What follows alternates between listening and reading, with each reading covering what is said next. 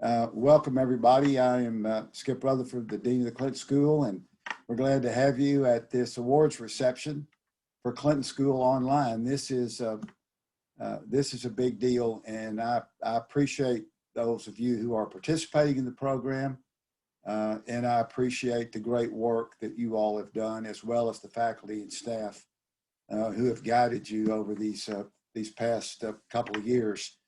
So let me say that our program tonight, we will begin with Dean Hoffpower doing a presentation of awards. It will be followed by our wonderful alum, Dr. Malcolm Glover, who will be speaking on behalf of the faculty. Pam Margolis will be speaking on behalf of the students. Dean Hoffpower will then come back and present the Public Service Award, and then I'll close it out. So without further ado, Dean Hoffpower, I turn it over to you. Thank you, Dean. This is so exciting. It's last year was not nearly, even though we're still virtual this year, we won't be virtual tomorrow. So that will be fantastic. And it's wonderful to see everybody's faces. So first I'm going to present the Academic Achievement Award. Annually, the Academic Achievement Award goes to a student chosen by the faculty who has achieved academic excellence and has also exemplified leadership through service. And this year, the Academic Achievement Award goes to Amanda Richardson. You actually can get this plaque tomorrow, Amanda. So. And my husband said they're very pretty, so. Thank you. Congratulations. I also wanted to take this time to put some special recognition to certain students among you. In 2020, the OSGA and its volunteer service committee created the Dean Rutherford, I'm so used to saying my own name, Dean Rutherford Service Award. Students who earn the award have completed 100 hours of unpaid public service during their matriculation at the Clinton School. The work completed has to be above and beyond what they do as their normal work activities. Students who earn the award are given cords to wear at graduation and receive a recognition for exemplary service from the Arkansas Department of Higher Education. So this year, our inaugural Dean Rutherford Service Award winners are Pam Margolis, Jeff Metter, Amanda Richardson Nipper, Lisa Taylor, Brenda Hall, and Aaron Utley. So very good, you all. Wonderful stuff. And now I'll turn it over to Dr. Glover.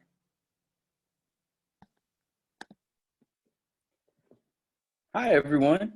Happy Saturday. I know I only have a brief few minutes, and so I wanted to highlight 3 key points. First of all, congratulations from starting this journey to reaching the finish line. I always think that that's an amazing accomplishment, and you should be proud not only of yourselves, but of that support network that surrounds you and that has over the last few months, weeks, and years kept you in the zone to do what you need to do to complete the tasks that were in front of you and to, of course, complete the race. Point number 1, expect the unexpected. So now that you're about to leave the Clinton School of Public Service, you'll recognize that over the last few years, there's a lot that has changed. When you first started this program, there weren't as many protests concerning policing and racial inequality and protests about the way women are treated in the workplace. All of that has happened during your time at the Clinton School of Public Service. A global pandemic has happened during your time in this program. And so what's needed now are great minds who are willing to serve, not only in public places, but also of course, at home, in their communities, and to the people who love and support them. The unexpected will happen, and when it does happen, you cannot allow that to stop you from doing what you need to do. So remain flexible. Recognize that sometimes the best plans that you have developed are going to have to change in order to meet the needs of those you want to serve. Point number 2, trust your instincts. How many of us have been in situations that we have considered toxic or not helpful, but we stick it out? Well, let me be the first to tell you that if something is not working, change course. It will do you a lot of good, and it will probably help you live a lot longer. It's never easy to go against the grain, but if you feel as though it's the right thing to do, then that's probably what you should do. Listen to yourself. Again, trust your instincts and know usually what your gut is telling you and what your mind is telling you is probably what you should do. So if you're constantly going against it or fighting it, you're going to endure a lot of stress in the long run. Listen to yourself. Point number 3, and the final point, seize this moment. You have this degree. You have these skills that you're marrying with the skills that you already brought to the table. And so use them. Use them not only to better yourself and your loved ones, but the communities that you choose to serve and even the global community. More often than not, the opportunity is not going to just be there waiting for you. You are going to have to grab a hold of it. You are going to have to develop those plans and programs and initiatives that engage others and help others understand why that change needs to happen. Only you can seize the moment. Some of you may know this, but one of my favorite presidents is Lyndon Johnson. And in his Great Society speech, he said that we have the ability to shape the civilization that we want. So recognize that it's one thing to talk about it, it's another thing to be about it. If there is change that you want to see happen, then you have to make it so. God bless and Godspeed.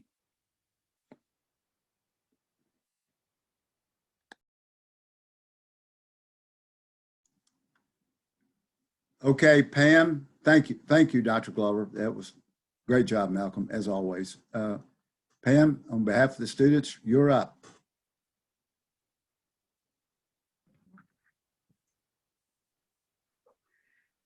Tell my students, when you get these jobs that you have been so brilliantly trained for, just remember that your real job is that if you are free, you need to free somebody else. If you have some power, then your job is to empower somebody else. The paradox of education is precisely this, that as one begins to become conscious, one begins to examine the society in which he is being educated. Moreover, I am cognizant of the interrelatedness of all communities and states. I cannot sit idly by in Atlanta and not be concerned about what happens in Birmingham. Injustice anywhere is a threat to justice everywhere. We are caught in an inescapable network of mutuality, tied in a single garment of destiny. Whatever affects one directly affects all indirectly. We have waited for more than 340 years for our constitutional and God-given rights. Perhaps it is easy for those who have never felt the stinging darts of segregation to say, wait.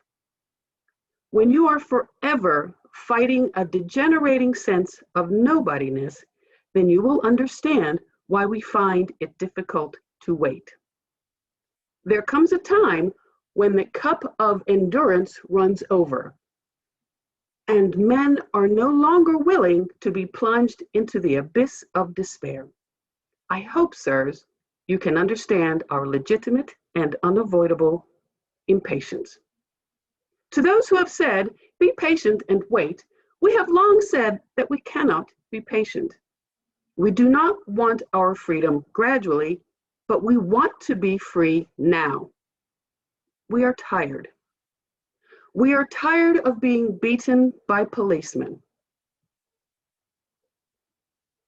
We are tired of seeing our people locked up in jail over and over again. And then you holler, be patient. How long can we be patient? We want our freedom, and we want it now. Freedom is an endless horizon, and there are many roads that lead to it. We must walk arm in arm with other men, and we must struggle toward goals which are commonly desired and sound. We must give and lend to the youth for stronger voice and encourage their individuality. We must look to the schools and constantly work for their improvement, because that is where the future leadership of this country will be coming from to a large extent, particularly in the Black communities. For we know now that victories are possible, though the struggles they demand are long and arduous.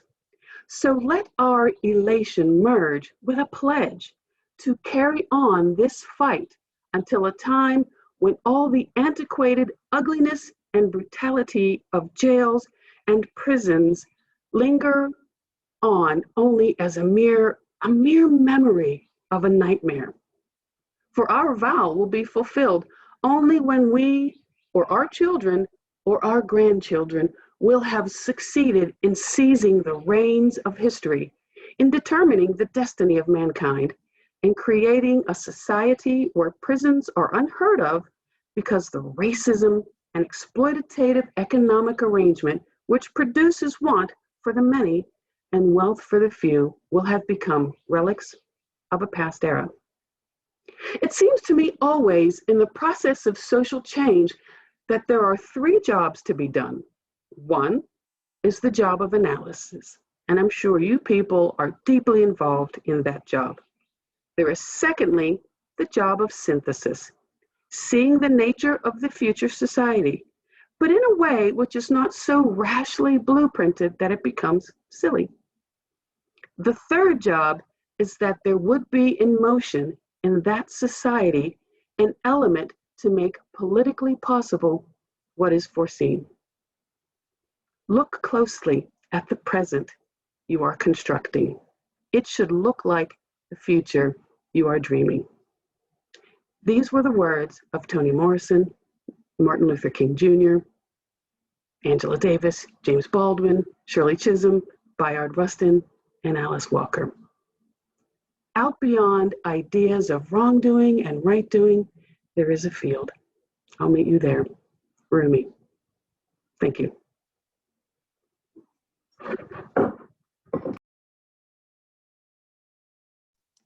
Thank you, Pam. Well said, well spoken. Thank you. All right, Dean Hoffpower, you are back for the Public Service Award. The Public Service Excellence Award is presented every year to the student in the Clinton School online program who has demonstrated exceptional commitment to effecting positive social change through public service, which is at the heart of the Clinton School mission. In nominating Pam Margulis, Dr. Richards said, Pam embodies the Clinton School's commitment to public service and racial justice. In the past several years, Pam has faced racial harassment from a white supremacist in her community. She has responded to this by educating members of her community about the reality of social injustice, and thus sought to use this series of incidents to improve conditions for people of color throughout her community. For her capstone project, Pam designed an original curriculum for an after-school program for students of color, using methods of deliberation and participatory action research to help young people of color learn civic skills that will enable them to take active roles in improving their communities. Pam has taken an active role in Clinton School's organization of interracial dialogues for members of the public in partnership with the Arkansas chapter of Coming to the Table. Pam consistently demonstrates a profound commitment to public service, which inspires all who know her. I don't know anyone more qualified than Pam to receive the Public Service Award. I've learned from her example how to be a public servant.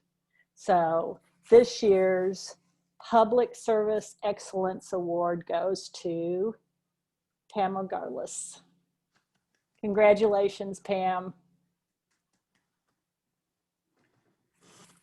Yeah, congratulations, Pam, and thank you, Dr. Richards, for the nomination as well. That was very, very thoughtful on your part.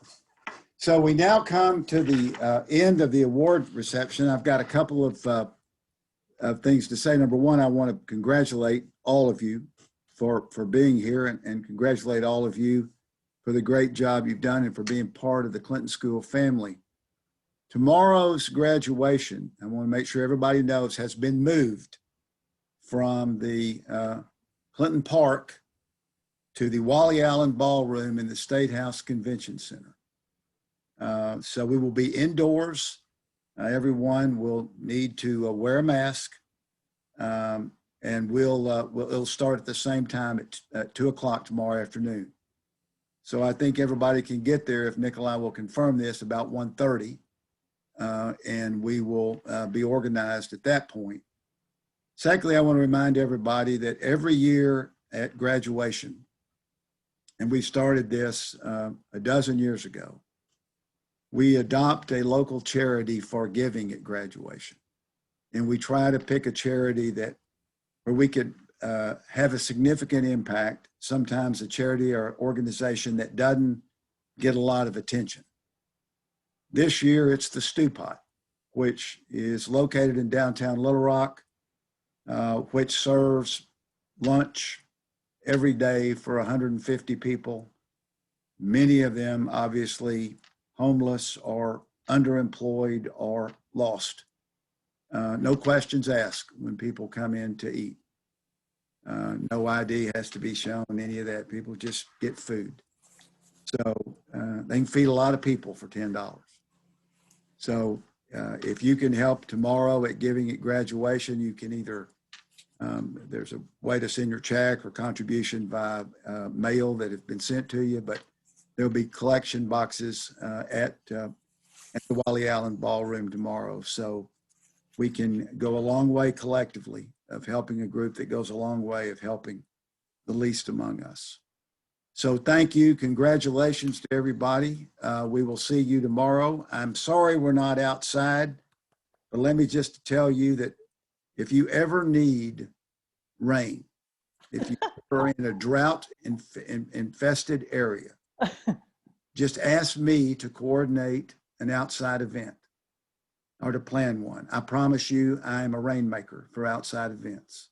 So we will see you tomorrow at Wally Allen. Congratulations, and have a wonderful evening, and we'll celebrate tomorrow. Thank you all very much.